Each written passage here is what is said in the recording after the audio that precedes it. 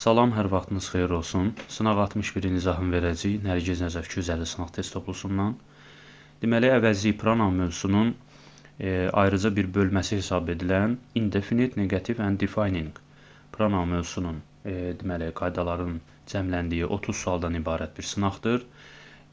Əslində bu indefinite, yəni qeyri-müəyyən əvəzliklər, negativ inkar əvəzlikləri, defining təyin əvəzliklər. Bu üç mövzu əslində ayrı-ayrı öyrənməyə dəyməz mənə görə, çünki sınaqlarda, imtahanda bu üç mövzunun bütün qaydalarının cəmləndiyi testlər qarşımıza çıxır, ayrı-ayrı testlər qarşımıza çıxmır. Yəni bu üç mövzunu bir yerdə öyrənmək sanki bir böyük bir mövzunu öyrənməyə bərabərdir. Ona görə sınaq 61-i ətraflı izah eləməyi deməli nəzərdə tutmuşam. Əslində sınaq 61-i əvvəlcədən məlumat verim ki, biz əvvəlcədən izah etmişik. Sınaq 60, 54, 61 və səhv etmirəmsə 60 neçənci sınağı. 3 sınağı izahatını vermişik, lakin bütün sualların yox, bir neçə sualını sadəcə ümumi öyrədici xarakterli izahat vermişik 12 dəqiqəlik. Təbii ki, bu video isə artıq tam bir video olacaq. Əvvəlcə bu sualların izahına keçmədən istərdim ki, qayda kitabçamızdan bu mövzunun qaydası ilə tanış edeyim sizi, çünki bu mövzu adətən uşaqlara ən çətin gələn mövzulardan, bəlkə də birincisidir. Əslində çox quruluşu çox sadədir, birazdan göstərəcəm və sadəcə bir neçə məqam var ki, onları əzbər yadımızda saxlamalıyıq. O məqamlara diqqət eləsəz, məncə bu mövzu digər sadə mövzular kimi sadə mövzulardan biri olacaq bizim üçün. Qayda kitabçamızdan olan deməli qaydalara keçək, onlar haqqında 1 dəqiqə yarım və ya 2 dəqiqə danışaq, sonra testlərə keçərik. Deməli, mən sizin üçün bu 5 qaydanı, deməli 1, 2, 3, 4, 5. Əsas bu 5 qaydanı bu mövzuda ümumən bilməyi vacib bilirəm. Təbii ki, burada xırda qeydlər də var. Onları test üzərində izah elədikcə deyəcəm. Məsələn, inkardan sonra sam gəlməz, inkardan sonra gələn sam eniyə çevrilər, bir cümlədə 2 inkar olmaz, bu kimi qaydalar. Amma ümumən bu 5 qaydanı əzbər bilsəz, bu mövzuda sizin heç bir probleminiz ola bilməz. Çünki bu gördüyünüz mövzu, yəni təyini, qeyri-müəyyən, inkar əvəzlikləri mövzularına dair testlər, sınaqda, imtahanda yalnız bu 5 qayda üzərindən əsasən düşür. Bunları əvvəlcə vacibdir ki, yadınızda saxlayasınız. Özündən sonra isim gəlməyənlər var. Bunları əzbər bilməlisiniz. Əsasən burada işlənənlər elotdur, sonra S-lə bitən azərslərdir, törəmələrdir. Deməli, sayılan tək, özündən sonra sayılan tək isim gələnlər, məsələn, mötərizədə qeyd olunub car. Özündən sonra sayılan tək isim gələnlər, yəni biz buna loru dillə desək, EN artiklının dostları. İngiliscə sayılan tək isim gördükdə bilirik ki, EN artiklı verməliyik. Onun dostları desək, yəni onu əvəz edən əvəzliklər, təyin əvəzliklər desək, one, another, each, every, aica, naica bunları verə bilərik. Üçüncü qayda özündən sonra of gəlməzlər. Özündən sonra nələrdən sonra of gəlməz? No, every, törəmələr, no one. Əsasən bu 4 ədəddir. Özündən sonra artikel gəlməməli olanlar, yəni bu mövzu qadağalardan ibarətdir. Diqqət edin, birinci qaydada özündən sonra isim gəlməz olanlar, üçüncü qaydada of gəlməməli olanlar, 4-də də artikel gəlməməli olanlar. Burada da əsasən işlənənlər, məsələn, so, to, very, no, əslində burada göstərilənlərdən ilk 5 dənəsindən əsasən sonra artikel qəti şəkildə olmaz, ən çox testlərdə düşən onlardır. Və nəhayət 5-ci qayda isə özündən sonra mütləq isim işlənməli olanlar. Yəni bu no, every, another, what kind of-dan sonra mütləq isim işlənməlidir. Əsasən ilk üçü daha çox testlərdə qarşımıza çıxır. Bunlardan sonra mütləq isim işlənməlidir. Bu cədvəldəkiləri siz əzbər bilməlisiniz. Məsələn, nöqtədən sonra of gördükdə artıq deməlisiniz ki, bu üçüncü qeyddə no, every, törəmələr, no one-dan sonra of gəlməz. Törəmələr nədir desəz, törəmələrin nə olduğunu belə izah edə bilərəm ki, yəqin ki, bilirsiniz, törəmələr məsələn, every törəmə deyil, amma everyone, everybody, everything törəmədir. No törəmə deyil, amma nobody, no one, nothing, nothing bunlar törəmədir. Və ya somebody, something, someone bunlar törəmədir. Amma some özü törəmə deyil. Törəmələr dedikdə bunlar nəzərdə tutulur. Birazdan test üzərində bu xırda qeydləri də izah edəcəm. Bu qədər. Testlərə keçək. Deməli, birinci suala diqqət edirik ki, birinci sualda nöqtədən sonra of gəlib. Görürsünüz ki, nöqtədən sonra of var. Dediyimiz qaydada özündən sonra of gəlməyənlər no, no one, every törəmələri idi. Burada no yoxdur, no one da yoxdur. Every var və törəmələrdən də 5 everyone var. Törəmələr bir daha deyim. Məsələn, every törəmə deyil, amma everyone, everybody, everything. Bunlar artıq törəmə hesab olunur. Yəni one, body, thing, where. Əgər bu təyin əvəzliklərin sonuna qoşulursa, bitişik yazılırsa, bu məsələdə diqqət edin. Ayrı yazılsaydı everyone, o zaman o törəmə hesab olunmur. Amma bitişik yazıldıqda deməli törəmədir. Törəmələrdən sonra of gəlməz. Qalır burada 1, 2, 3, 6 və biraz əvvəl göstərdiyim qaydada olmayan, amma xırda qeyd hesab etdiyimiz, yəni digər mövzuya aiddir. Əslində bu mövzuya aid deyil, amma bu mövzuda da işləndiyinə görə mübtəda xəbər uzlaşması əslində bütün qrammatik mövzularda istifadə olunan qeyddir. Biz təbii ki, burada mübtəda veririk. Mübtəda veririksə mütləq xəbərə baxmalıyıq. Cümlədə də xəbər əsasən əmizar was were, olmasa həvəsət, olmasa feil olur. Burada are xəbərdir. Bilirsiniz ki, are cəm xəbərdir. Is tək are cəmdir. Are cəm xəbər olduğuna görə içi atırıq, almost sam qalır. Belə bir qeydi də deyim, mütləq şəkildə bunu yadınızda saxlayın. Hətta sonuncu buraxılış imtahanına düşən testlər arasında bu mövzuda həmin bu qayda keçərli idi. Almost some was. Bu dördünün xəbəri cəm olur. Təbii ki, bunlardan sonra cəm isim gəldiyinə görə bu mövzuda da zaten cəm isimlə işlədilir. Bunların xəbəri cəm olur, amma each one-ın xəbəri tək olur. Each one bunların xəbəri tək olur. Almost some was-un xəbəri isə özündən sonra cəm isim gəldiyinə görə cəm olacaq.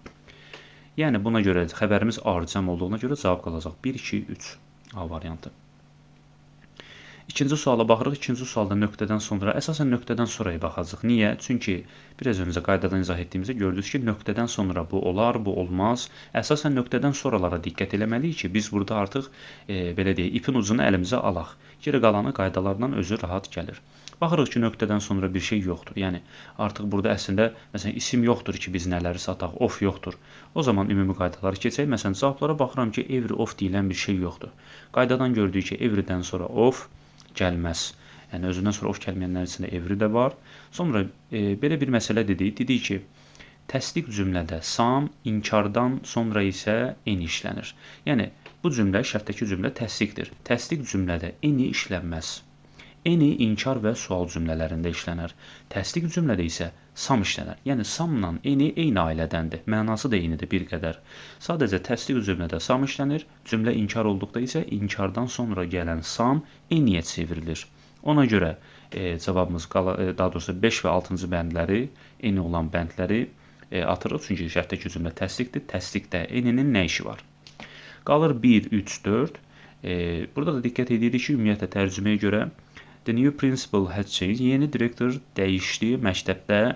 Nothing, heç nəyi, everything, hər şeyi. Amma some bir qədəri dəyişdi, düz gəlmir. Something olsaydı, bir qədər nəyisə, o zaman düz ola bilərdi. Some bir qədəri dəyişdi, düz gəlmir. Something, bir qədər nəyisə dəyişdi olsaydı, o zaman düz olardı. Cavab olacaq 1, 4, C variantı. Üçüncü suala diqqət edirik. Maraqlı sualdır üçüncü sual əslində. Üçüncü sualda, yəni bu mövzu yox, quantifiers mövzusuna aid qaydalar da var hətta. Məsələn, every. Biz bu qaydanı elə izah edərkən dedik ki, every en artiklının dostudur. Everydən sonra mütləq sayılan tək isim gəlməlidir. Amma student cəm olduğuna görə C variantı gedir. D və Y variantındakı olsam haqqında danışım. Quantifiers mövzusunu önümüzdəki günlərdə ətraflı şəkildə izah edəcəyik. Orada deyəcəyik. Bu mövzuda bəzən işlənir quantifiers qaydaları. Amma burada deyə bilərik ki, olsamdan sonra sayılanın cəmi gəlir. Məsələn, student sayılanın təkidir. Amma D və Y variantında olsamdan sonra sayılanın cəmi olmalıdır. Yəni bunlar iki başlıdır. Olsamdan sonra həm cəm gələr, ya da sayılmayan tək gələr. Amma student sayılan təkdir. Təkrar edirəm, olsamdan sonra sayılanın cəmi olmalıydı. D və Y variantı da gedir, A və B variantı qalır. Təbii ki, baxırıq ki, A variantı every student, hər tələbə təkdir, amma B variantı all the students, bütün tələbələr cəmdir. Təbii ki, mübtəda veririksə xəbərə baxmalıyıq yenə, biraz əvvəl dediyim kimi. Əmizar was were, olmasa həvəzət, olmasa feil olur xəbər. Burada are cəmdir, cəmdirsə cavabımız olacaq B variantı. Dördüncü suala diqqət edirik. Deməli, nöqtədən sonra artikel gəlib. Əvvəlki izah elədiyimiz qeyddə əgər kimsə videonun ortasından baxırsa, tez-tez xatırlatma edəcəm. Videonun əvvəlində qaydanın izahını vermişik. Orada dedik ki, özündən sonra artikel gəlməyənlər içində no var, every var, some var. Bunlardan sonra artikel qadağandır. ENZ, yəni artikel dedikdə ENZ. A və Y variantı qalır. A variantı içidə EN artiklının dostu dediyimiz loru dildə desək, o cədvəldən gördük ki, EN artiklını əvəzləyənlər iç idi. Amma burada drivers cəm isim gəlib. İçdən sonra cəm isim gəlməz, sayılan tək gələr. Bozdan sonra isə cəm isim gəlir. Cavab Y. 5-ci sualda nöqtədən sonra advice. Advice sayılmayan tək isimdir. Every içi atırıq ki, biraz əvvəl dediyim kimi, EN artiklının dostları. Bunlardan sonra sayılmayan yox, sayılan tək isim gələr. Amma advice sayılmayan təkdir. Every of deyilən bir şey ümumiyyətlə yoxdur. Everydən sonra of gəlməz çünki özündən sonra of gəlməyənlər cədvəlində every var.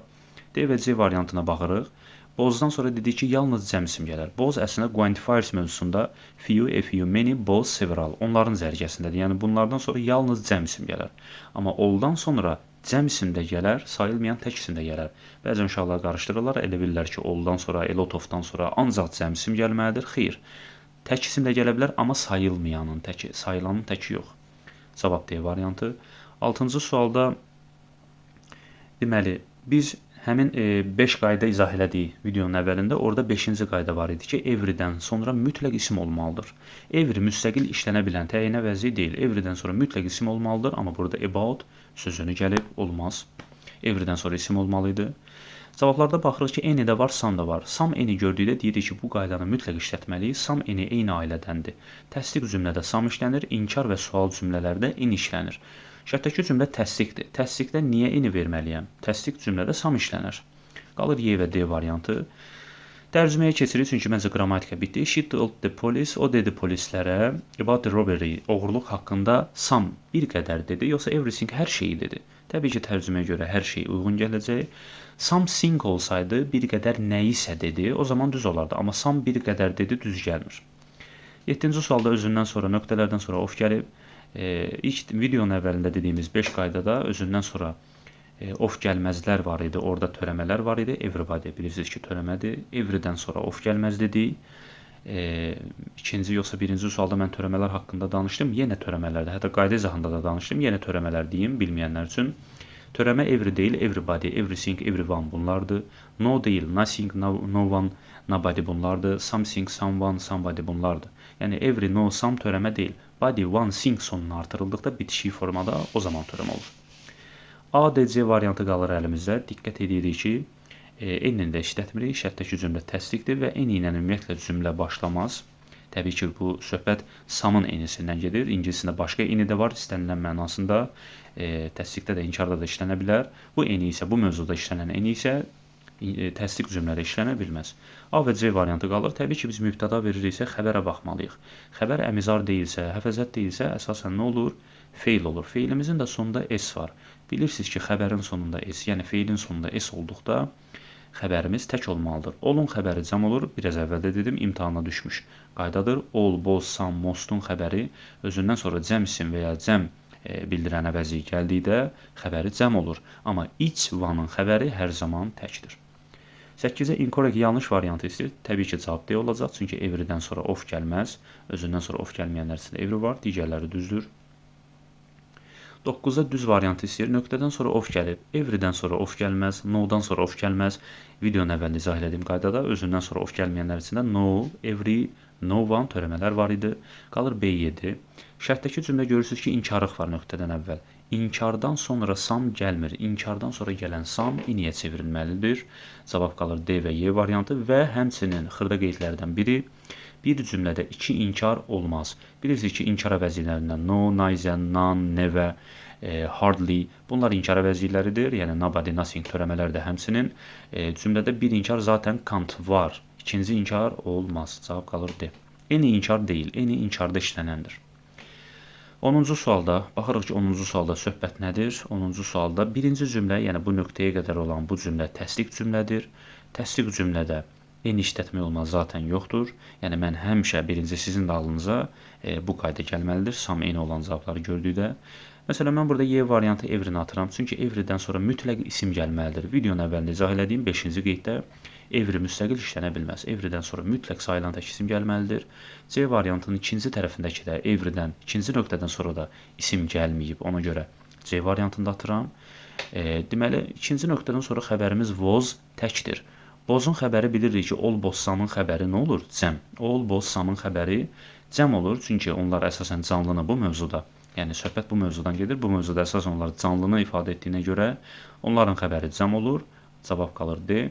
Niyə everybody-nin xəbəri tək olur? Çox şax dedik ki, everybody hər kəs cəmdir axı. Niyə xəbəri was olur? Xeyr, törəmələrin hamısının xəbəri tək olur. Everybody də olsa fərq etmir. Törəmələrin xəbəri tək olur. Cavab D. 11-ci sualda, deməli 11-ci sualda cümlənin əvvəlində no var, yəni inkar cümlədir. İnkar cümlədə ikinci inkar olmaz. İnkar cümlədə sam işlənməz, sam və samın törəmələri işlənməz, eniyə çevirilər. Dediyimiz kimi inkardan sonra gələn sam eniyə çevrilməlidir. Everydə müstəqil işlənə bilməz. Everydən sonra sayılan tək isim gəlməlidir. Videonun əvvəlində izah etdiyimiz qaydaya görə. Deməli, 12-ci sualda baxırıq ki, bu cümləmiz sual cümləsidir. Sual cümləsində sam işlənmir. Dedik ki, sual və inkar cümləsində enilər işlənir. Ona görə Y variantını atırıq. Yəni, o demək deyil, enilər işlənirsə B variantını atmalıyıq. Xeyr, B variantı ilə C variantı ilə işimiz yoxdur. Sadəcə sam olmaz. Sonra diqqət edirik, deməli, ikinci nöqtəyə, ikinci cümləyə. İkinci cümlə isə əksinə, ikinci cümlə təsdiqdir. Təsdiqdə N olmaz. Zaten Y variantını atmışıq. Digər 4 varianta baxırıq. Deməli, diqqət edirik ki, burada olun xəbəri cəm olmalıdır. Amma daz bilirsiniz ki, təkdir. Du cəm, daz tək. Ümumiyyətlə, feilin xəbərin sonuna S qoşulduqda tək xəbər olur. Amma olun xəbəri cəmdir, cəm xəbəri istəyir, canlını ifadə etdiyinə görə. A, B, D variantı qalır. Keçək ikinci nöqtəmizə. İkinci nöqtədən də sonra gələn xəbər, yəni mübtəda verdiyimizə görə xəbərə baxırıq. Xəbər speaks. Feilin sonunda S varsa, deməli, tək xəbərdir. Olun xəbəri canlını ifadə etdiyinə görə cəm olur. Cavab qalır A variantı. Deməli, 13-cü sualda da baxırıq ki, nöqtə mübtədanın yerindədir, çünki bat bağlayıcıdır. Fortunately-də ara sözdür, yəni xoşbəxtlikdən deyir. Yəni, nöqtənin yerində biz mübtəda verəcəyik, çünki burada xəbər var. Was, xəbərdən əvvəl mübtəda gəlir və xəbərimiz was təkdir. Tək olduğuna görə, olun xəbəri dedik ki, canlını ifadə etdiyinə görə cəm olur. A, B, D, Y variantı qalır. Bu cümlə təsdiq cümlədir. Təsdiq cümlədə eni işlənməz. Deməli, geri qalan variantları tərcüməyə görə müəyyənləşdirəcəyik. The accident looked bad. Deməli, qəza pis görsənirdi, but fortunately, amma xoşbəxtlikdən was badly injured. Pis zədələndi, xoşbəxtlikdən deyirsə, heç kim pis zədələnmədi. Heç kim, cavab qalır nobody, A variantı. 14-cü sualda nöqtədən sonra of gəlir, everydən sonra of gəlməz, törəmələrdən sonra of gəlməz. Bu, videonun əvvəlində izah etdiyimiz 5 qaydada özündən sonra of gəlməyənlər cədvəlindədir, mütləq əzbər bilməlisiniz. A, D, Y variantı qalır. Diqqət edirik ki, biz burada mübtəda veririksə xəbərə baxmalıyıq. Xəbərimiz is təkdir. Xəbər tək olduğuna görə bozu atırıq. All, boz, some, mostun özündən sonra cəm və ya cəmi ifadə edən əvəzlik gəldiyinə görə xəbəri cəm olmalıdır. A və D variantı qalır. Bu iki deməli, inkar əvəzliyi arasında fərq budur ki, non 3 və 3-dən artıq şəxs, əşya arasında olan məsələlərdən heç biri deməkdir. Amma D variantındakı nice isə 2 əşya, 2 insan, yəni 2 nəsnə arasında olan, deməli, onları mənalandıran heç biri deməkdir. Yəni, ikisinin də mənası heç biri deməkdir. Nice 2 əşya arasında heç biri deməkdir. Non 2 əşya dedikdə, yəni 2 insan da ola bilər. Non isə 3 və 3-dən çox nəsnə arasında heç biri deməkdir. Ona görə burada söhbət əvvəldə two reports, 2 reportdan deyir. I've been working on the 2 reports. Mən deyir 2 hesabat üzərində işləyirəm. Amma heç biri bitməyib. Onların dediyi də 2 report, 2 məlumatın, yəni 2 hesabatın. 2 rəqəmi varsa non ola bilməz. Cavab nice. 15-də nöqtədən sonra of gəlib, everydən sonra of gəlməz. Dediyimiz qaydaya görə 14-cü sualda da dedik. İnkar cümlədir. İnkardan sonra sam gəlməz. İnkardan sonra nice, ikinci inkar, non, ikinci inkar gəlməz. Cavab Y. 16-da diqqət edirik ki, yəni biz burada artıq tək sözdən ibarət bir cümlə verəcəksə, yəni bu cümlə təsdiq cümlədir və orada en işlədə bilməliyik. Everydən sonra mütləq isim gəlməlidir. Bu qaydaları videonun əvvəlində izah elədiyim qayda izahında 5-ci qeyddə idi. Everydən sonra mütləq isim gəlməlidir. Geri qalanı tərcümədir. İkinci cümləni əbəs yerə verməyib. It is empty. O boşdur. Birinci cümlədəki what is in that box? Qutunun içində nə var? Deməli, heç nə. It is empty. O boşdur deyirsə, deməli, heç nə yoxdur.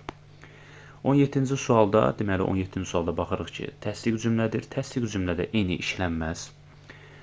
No da every kimi videonun əvvəlində izah etdiyimiz qaydada 5-ci qeyddə every, no bunlardan sonra mütləq isim olmalıdır. İsim olmasa bunlar müstəqil işlənə bilməz. Cavab qalır A, B, Y variantı. İkinci cümlədə dedik ki, it is my first day. Bu mənim birinci günümdür. Deməli, I know, mən tanıyıram. Company, şirkətdə heç kimi. Cavab A. 18-ci sualda nöqtədən sonra of gəlib. Everydən sonra, törəmələrdən sonra of gəlməz. Videonun əvvəlində izah etdiyim 5 qaydadan səhv etmirəmsə 3-cü qeyd idi. Özündən sonra of gəlməyənlər. Törəmələrdən, everydən sonra of gəlməz. Cümlənin əvvəlində inkar var. İnkardan sonra some gəlməz, anyyə çevrilər.